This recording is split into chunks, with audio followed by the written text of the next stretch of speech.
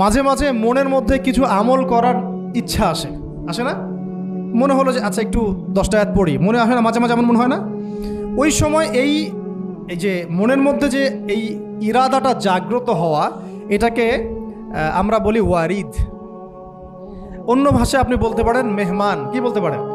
এটা আল্লাহর পক্ষ থেকে আপনার কলবের মধ্যে মেহমান হিসেবে এসেছে। এখন আপনি যদি আমলটা করেন, সেই মেহমান বারবার আপনার কলবে আসবে। যদি আপনি ওই সময় আমলটা না করেন, মেহমান চলে যাবে। মেহমান অসম্মানিত হলে পরে আর আসবে না। একইভাবে রিজিক আল্লাহ পাক দিয়েছেন, এর তাজিম যদি করতে পারেন রিজিক বেশি আসবে। রিজিকের তাজিম সম্মান করতে না পারলে রিজিক আসবে না, বেশি কমে যাবে। উসমান রাদিয়াল্লাহু আনহু সবচেয়ে ধনী ছিলেন না? কেন জানেন? কেন? এটা কি জানেন কেন ধনী ছিলেন? একে তো তিনি প্রচুর দান সদকা করতেন, এটা তো আপনারা জানেনই।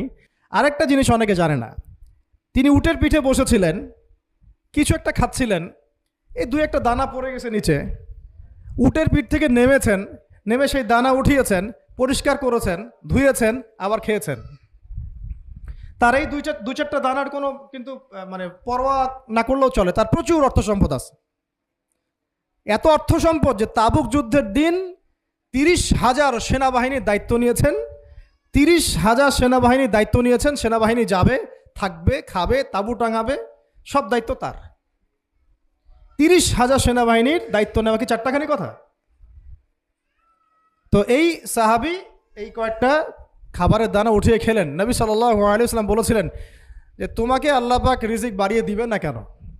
তুমি রিজিকের যে তাজিম বা যে সম্মান তুমি করো, এর বদৌলতে আল্লাহ পাক তোমাকে বেহিসাব রিজিক দিবেন। দুইটা বিষয় খেয়াল রাখবো। আমলের মেহমান হৃদয়ের মধ্যে আসলে তাকে ফিরায় না দেওয়া, তাহলে সেই মেহমান কিন্তু আর আসবে না। মেহমানকে মূল্যায়ন করলে মেহমান বারবার আসবে ইনশাআল্লাহ।